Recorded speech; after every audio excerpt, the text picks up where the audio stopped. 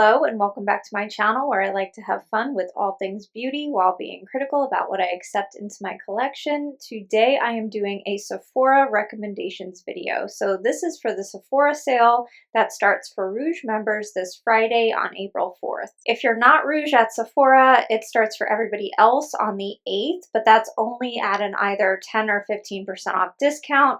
Which, I mean, for most of these brands, you could get that for signing up for emails, so it's a much less worth it sale. The one way around that is you can get a one-time use 20% off coupon from a Rouge member. So during these sales, every Rouge member is given a code that they can share with anybody that they want, which allows that person to also get 20% off. It's one-time use, but if you can build your cart ahead of time, I think it's a great way to access that discount. I know I've seen them shared before over on Instagram especially. There are pages like I think Beauty Deals BFF and maybe one other where they collect these codes and they share them in their stories. So you can take a chance there, or I know that people share them on Reddit and other sites like that. I share mine that way too over on Instagram. I just make a post and whoever DMs me first is the person I send my code to. So if you have things you want and you're not Rouge, it's absolutely worth trying to get your hands on one of those coupons. I wanted to hop in and include the fact that they also have this sale at Sephora at Kohl's. So if they sell out of anything at Sephora, it's always good to check Kohl's too. They don't have everything. The selection is a little bit smaller, but they definitely do have a lot, and it's just always good to check. So with that out of the way, I already posted a video last week where I talked about what's on my wish list, and for the first time I think in my life, I don't really want anything. I am picking up at least a few items, but this is the first year I've wanted almost nothing, and I really don't know what's going on. I don't know what that's about. I don't think I'm the only one because I've heard a few other people say that. So even though I always come up with a few things right before the sale starts, I'm hopeful that I won't be overspending as I normally do. I love trying new things. I am constantly being tempted by Complexion products because I have a difficult skin type and I have things that I like to cover. So I'm always looking to try products in that category. I'm not this year. My favorites and my holy grails have been the same for a long time now. And I actually already picked up backups during the fall sale. So I'm good. Like, I'm not running out of anything, even like concealer.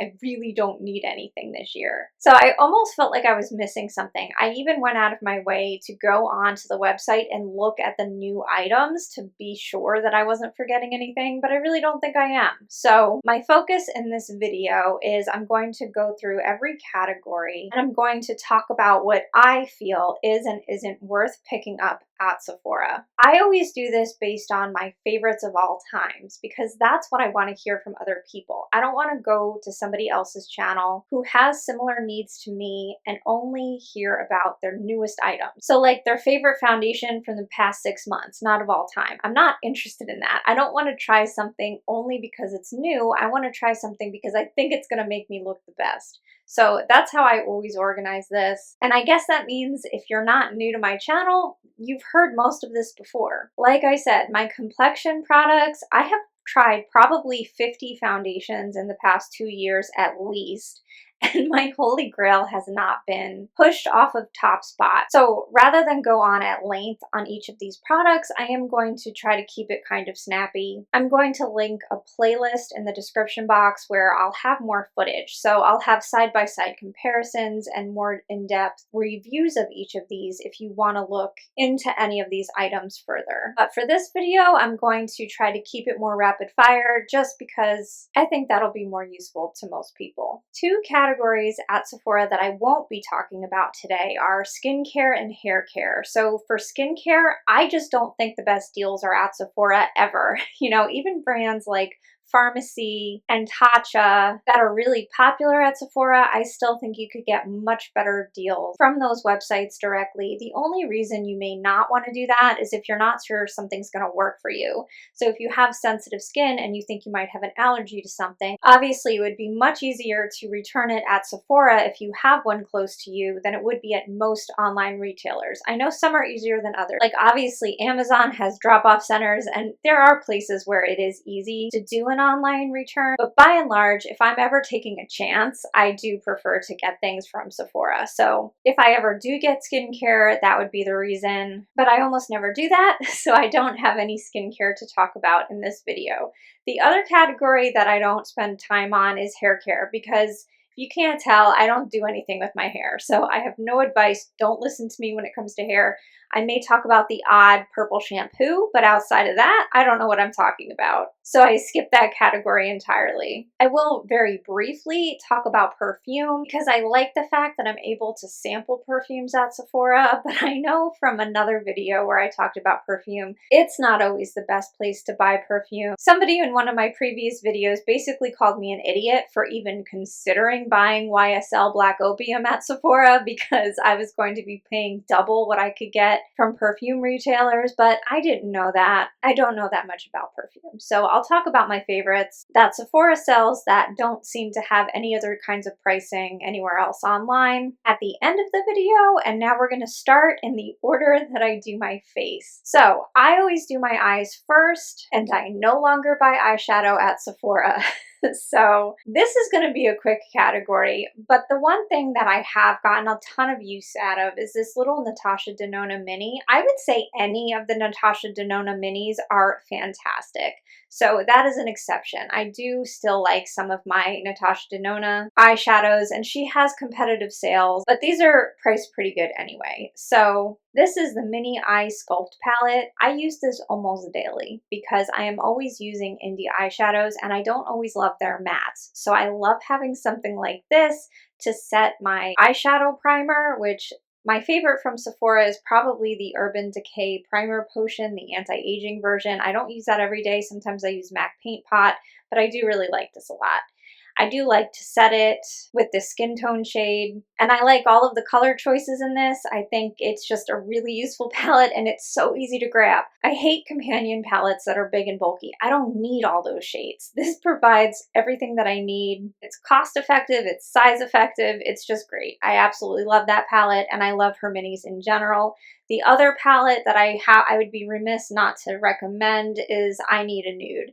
If you can see how much pan I have going on there, you can see just how much use I've gotten out of this palette. I hated the Bloom palette. I do not recommend getting that. And actually, I don't really recommend any other eyeshadow from Sephora because even the mainstream brands usually have better sales during the holidays, and it's not an item that I'm nearly as concerned about needing to return. So I would probably wait unless you're looking for a workhorse type of everyday palette like either of these. Or if you're looking for something like the new Pat McGrath Mothership, you don't want to wait until the fall for a better deal, then now would be a good time to pick that up. Actually, speaking of the Motherships, I finally got my hands on Mothership 11, which they do sell at Sephora. I thought I was going to hate this. I actually don't. It's what I have on my eyes today, and it's a one-trick pony for me. Like, this is always probably the look I'm going to want to do with this palette, so in a million years it would never be worth $130 to me, but I actually liked it a lot more than I expected to. But again, these are permanent palettes, and often you can get better deals if you wait to the fall. For mascara, I'm still really liking the Tower 28. Although I will say, I don't think this would give me enough if I didn't also use false lashes. So because I use falsies pretty much every day, I don't think I'm the best person to talk about mascara. I would say definitely listen more to somebody like Charlotte Holdcroft, who uses mascara only and likes impactful lashes, if that's the kind of information you're looking for. At Sephora, my favorite falsies are the Lily Lash half lashes. So I just got these 50% off at Ulta, but they also have them at Sephora. I have Dreamy and Sassy. I think I have Sassy on today, and these are just great. They're easy to use. I don't have to cut them, and they hold up to a lot of abuse. So those are all of the things that I am looking for when it comes to lashes. When it comes to eyebrows, my favorite is the Benefit pomade. I would say any of the Benefit eyebrow stuff is great depending on what you're looking for. I like the pomade because I'm lazy. I don't want to sit there for 20 minutes drawing my brows in, and this does it quickly. Does it do it the best? Probably not, but I don't have a lot to work with when it comes to brows. So my main objective when I'm doing doing my brows is I want to darken them and make them look like they exist, but I kind of want them to just disappear and not be distracting. I don't think the structure of my face is one where black brows would really work. I don't think I could pull that off. So I'm just looking for them to be non-offensive and for them to take a backseat to my eye look while looking neat enough. So this lets me do that and I don't have to work too hard. Now I'm going to get into complexion products. So I think the most important thing here is for me to talk about what I'm personally looking for in a complexion product, because it's kind of like skincare. It's highly subjective and it really depends on your individual skin. My skin, like I've already talked about, is somewhat problematic. So I have extraordinarily dry skin because I'm on a really high dose tretinoin and it's just my skin is always dry. It doesn't matter how much skin prep I do, it's always dry. So I'm looking for something hydrating, but I also have acne. So I'm also looking for something with a solid medium coverage. I've tried skin tints and I understand the theory, like using a skin tint and then just spot concealing with concealer. I can't get away with that because I feel like I have too many spots, and at that point then I'm just putting concealer all over my face and it looks terrible and cakey. So I want a good medium coverage and something that stays hydrating throughout the entire day. I have been able to find my holy grail in the NARS Light Reflecting Foundation. Trust me when I say I've tried all of the competitors. I tried the Patrick Ta, the new Dior Stick. My mind is blanking, but I have tried so many and none of them touch this. The only one that comes close is Chanel No.1 and they only sell that at Ulta. So at Sephora, it's definitely NARS Light Reflecting. My only issue with it is the shade. So I don't have a shade match in NARS. I've tried so many for so many years, I just know they don't make a shade for me. So what I do is I buy two and I mix them, and I don't care. I am fine with that because they just last twice as long that way, and I always use them up. So it's not actually a price issue that I have with this. I just don't like having to carry two foundations with me wherever I go. It's a pain in the butt that way. So like right now I have Mont Black and I mix it with Patagonia, and it's okay. I do feel like it pulls maybe slightly too yellow on me, so I might be picking up a third shade this go around to see if I could get something a little bit more neutral. I am definitely light, medium, fair, neutral, leaning slightly cool. So if I had to pick something in one direction or the other, I'm always going to pick something cooler rather than warmer. But regardless, I don't have advice for that because these are not the best fit. When I get all of the other makeup on my face, I think the shade looks fine, and it's not enough of a problem for it to be a deal breaker, but I do wish the shade match was better. When it comes to concealer, I have a few different recommendations based on different price points, but I've done head-to-head wear tests on all of these, and they are comparable. They're like completely even across the board. I can genuinely sit here and tell you that they are all peers. The finish that I generally look for in a concealer is hydrating without being shiny. So I want it to give me moisture without looking too emollient and reflective, because that brings attention to my under eyes and I really want those to disappear. I also don't look for anything too brightening because I feel like that's enough. Like I don't want to highlight underneath my eyes. I want them to just sort of blend away and not be offensive. So I guess if I had to pick one, I would go with the Natasha Denona because this is one of the few that I can get away with just buying one. So I have it in shade N4 and this is phenomenal. Highly recommend if you haven't tried that yet, and I think it's a pretty reasonable price. For something a little bit more cheaper, I also really love the Kosas and the Kulfi. These are equals. I can't pick a favorite. I've been using the Kosas for the longest, but these pull a little bit yellow on me, so I guess it's not really the perfect shade match. The Kulfi was definitely a better shade match. Like this one is 2.3N. It is a little bit too light. The Kulfi I definitely feel like is a better shade match. I have this in Cocoa Crush. This might be a little bit more emollient, so if I don't powder it, this might look shiny, but you know, I do usually put a little bit of powder under my eyes, so I can't pick a favorite. I think it comes down to shade match would be the one that I would pick there. Right now, I'm actually using the Sarah Creel, which is the furthest end of the spectrum in terms of not being an economically sound decision, but I like them and I can't deny that. I actually got both of these for 25% off, so this was during one of the fall Sephora sales where I guess around Black Friday maybe, they had a 25% off if you used Klarna. I don't use Klarna for anything, but you can pay it all at once. So you can actually utilize that coupon and pay it all at once, and then you don't owe anybody anything. So that's how I did that, and I got these for 25% off, and I felt a lot less bad about it. The packaging is beautiful. The colors are great. I actually have both 1 and 3. 1 is what I like to use under my eyes, and 3 is one that I've used as foundation. So it's the most expensive foundation on the planet, and it can look a little bit too shiny all over the face, but I just needed to know. I just wanted to try it. So I'm not going to sit here and tell you that it was terrible because they cost too much, but I can tell you that they don't outperform those other ones that I mentioned. Finally, an honorable mention, I'm going to bring up the Prism Libre, or however you're supposed to say that. This went viral a couple years ago, and this was another one that I did try to use as foundation, and it worked, and I really liked it. But the coverage was a little bit too sheer for me as a concealer, so I won't buy this again, but it's not bad. Like, if you're curious about this formula, it is a good formula, but you don't hear about it anymore because it wasn't game-changing. So I wanted to talk about that because it was fine both as a concealer and a foundation, but I wound up not using it. So if you happen to still be curious about it, that's my 2 cents. Next up is contour. So my favorite contour right now is Westman Atelier Biscuit. And as you can see, well, I don't know if you can see, but I still have a good chunk left from the original mini of this that I purchased probably I would say I probably got this 2 years ago at this point. And I only use it right here and right here. I don't contour anywhere else because I just don't care enough. But using it in that way, I feel like I'm still going to get another year out of this. So I feel no need to get the full size, even though this is my favorite contour. If you like powder contour, I also tried the Sephora contour in 02 light medium. I think this worked great.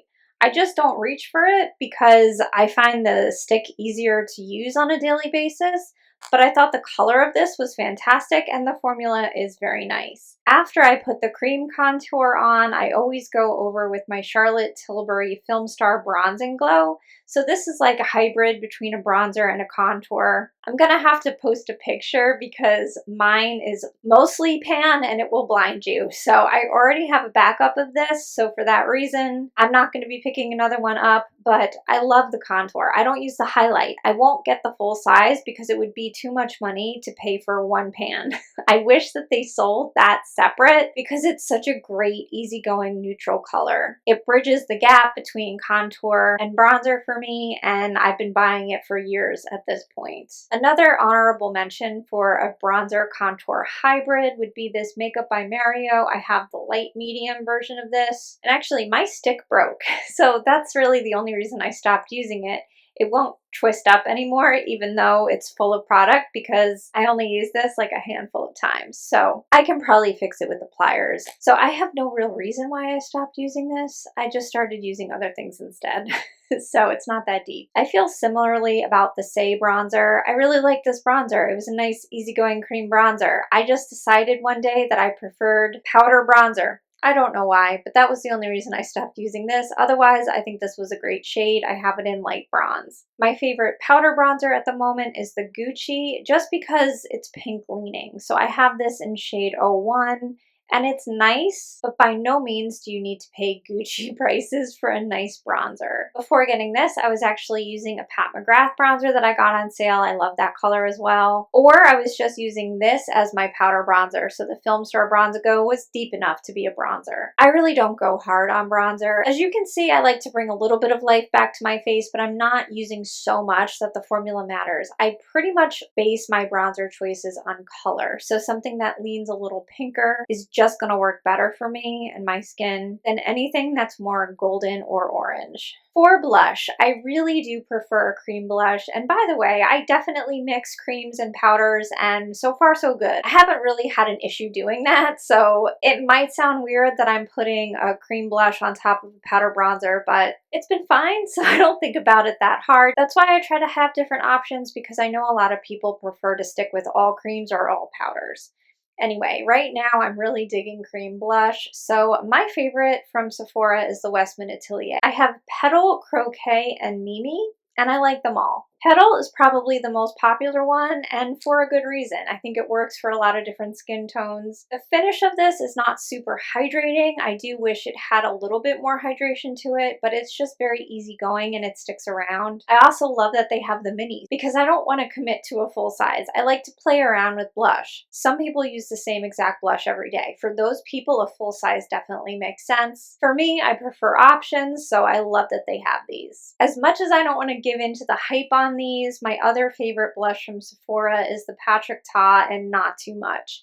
This is just a very easygoing neutral shade. It's what I have on my face today, and I love the hydrating finish that the cream adds on top. I think you could achieve the same finish with other things, but these being together, it's nice and easy, and for that reason, this was my favorite in both the powder and the cream category. I wanted to quickly mention here the Kosas powder blushes. I tried shades Swoon and Dreamland during a Kosas sale last year, and honestly, I have to say, I didn't like either of them. I felt like they blended away to nothing, and even though the finish on my hand looked really nice, on the face, I feel like it was negligible. I was hoping that it was going to be a little bit more like the RMS Hydra blushes, but it really wasn't. I wanted to return these and I couldn't, so at the very least, I'm going to use them to say, if you want a blush that you can see, maybe skip these. If you are very fair, however, this might be perfect for you. Again, I do think the finish is nice. I just was not thrilled with the performance overall. For highlighter, I'm going to say Fenty Beauty wins. I have the shade Pretty Pearls and Too Much. My Pretty Pearls shattered, so I'm going to show you this one instead. This is the Too Much shade 3. I still have the other one. I didn't throw it away. I sort of forced it into the pan, but now I have to keep it in a plastic bag, and frankly, it's just annoying and I don't feel like dealing with it most days, so I'm either going to reach for this one or one of my Pat McGrath special edition highlighters. Those are honestly my favorite highlighters, but you can probably get those at a better discount, so for now, I'm going to say Fenty Beauty takes the cake. For face powders, as a dry skin girl, my favorite is probably Hourglass. I have this in dim light, and this is what I use to set my under eye concealer. I like it specifically because it's not too brightening. I like to have something to bridge the gap between my blush, highlight, and bronzer and my concealer, and this sort of does that. It sort of makes everything blend together and not look too stark, so I really appreciate for that reason. The one that I was using before that was the Kosas Cloud Set. I only have a little mini here.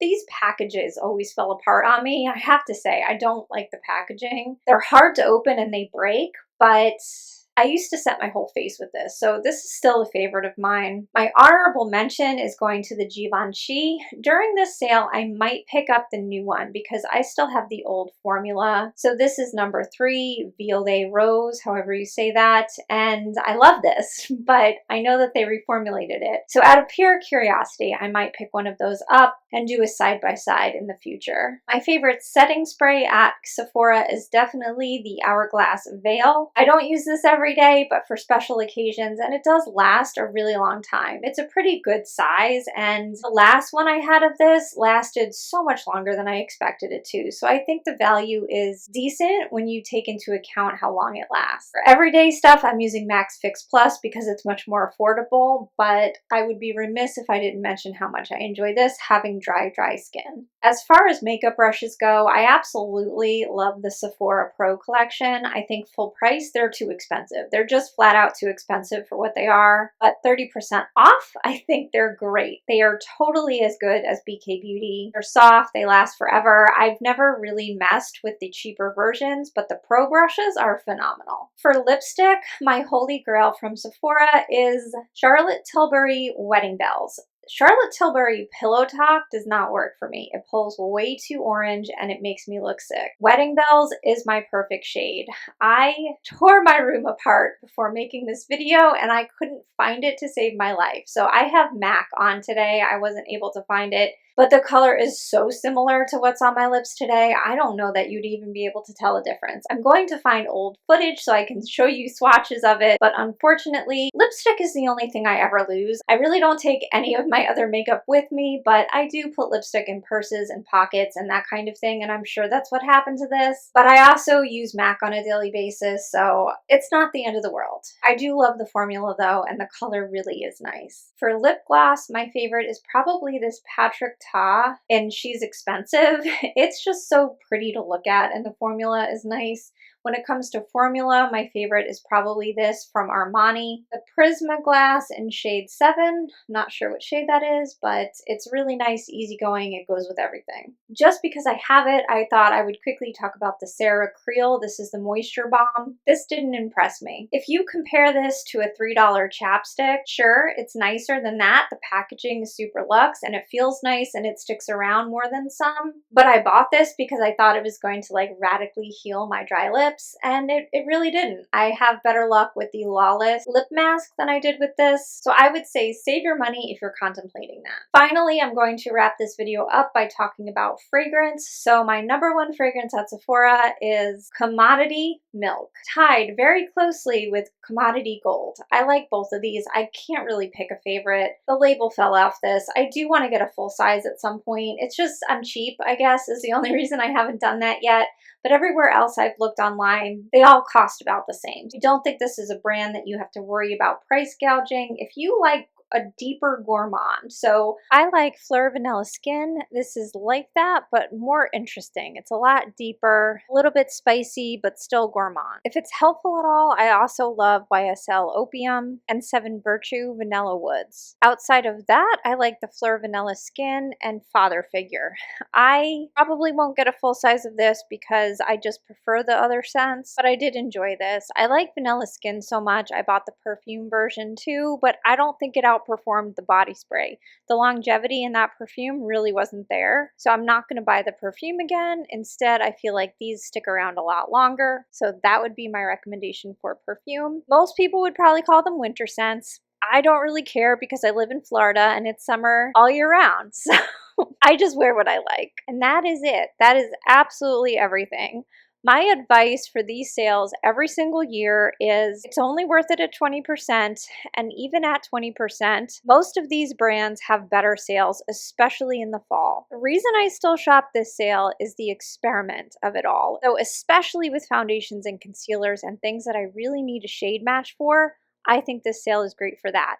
Outside of that, Kosas has a sale, Fenty has a sale. Like if you know you like these products, you'll probably get a better deal directly from the brand. The only time it's worth it is if you don't know that you like it. Like if I had bought this at Sephora, I would have been able to return it. So that's worth something. I don't hear many people talk about that. I hear people either say that it's a good sale or it's a bad sale, but the fact that it's Sephora and it's so easy to get your money back really does make a difference. And I think that's one of the reasons that the sale will never really fully go out of style. Again, popping in to say, don't forget to check Sephora at Kohl's if anything sells out, and always check the websites of brands. If there are products that you know you will keep, that you absolutely want, be sure to make sure that they're not having a competitive sale, because often they'll be much better than 20%.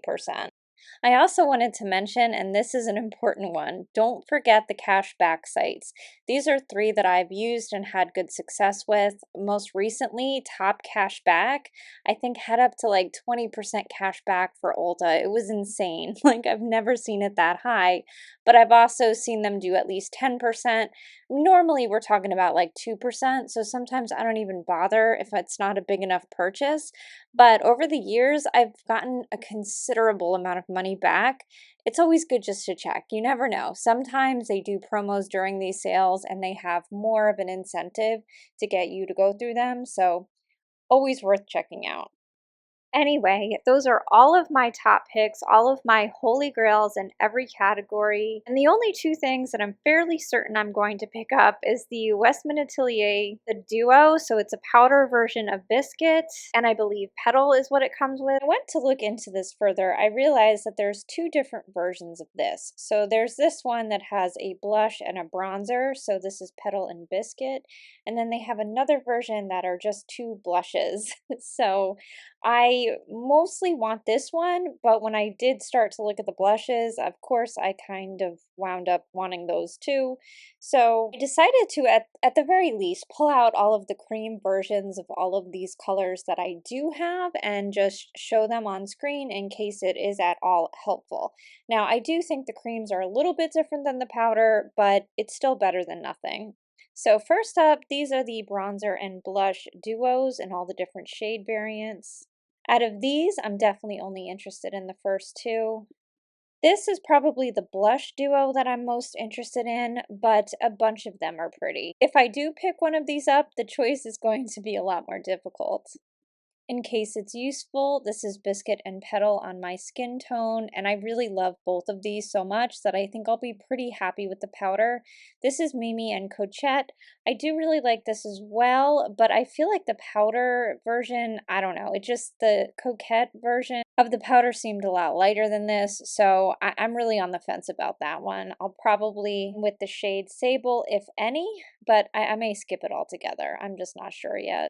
Anyway, these are all four of them together, and like I said, I really love all of these shades, but I don't need two of the duos, so I'm probably going to just stick with the top two, and, you know, it's blush. I don't need any more, so I'm just going to try to look away, even though they are definitely nice, and I don't think you'd be upset if you did pick them up.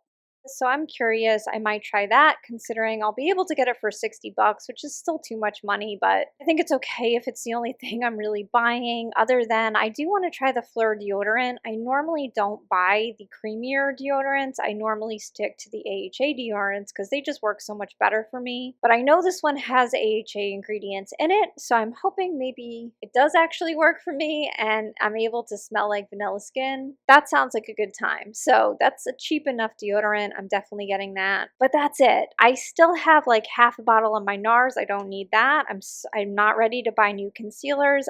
I don't need anything else. So even though I know I'll be tempted, and whatever I do pick up, I'll make a video about that, and I will review everything, and I'll do totals, and I'll do everything that I did for my fall video. But unlike in the fall where I have so much more to talk about when it comes to stuff that I'm trying, I'm just not tempted by a whole lot of stuff. Am I the only one? Please comment below if I just like blacked out and missed a bunch of new cool stuff, and I'm somehow forgetting about them because I feel like I'm in the Twilight Zone. I mean, it's a blessing because I do not need to be spending money on makeup right now. It's the last thing I need to be doing.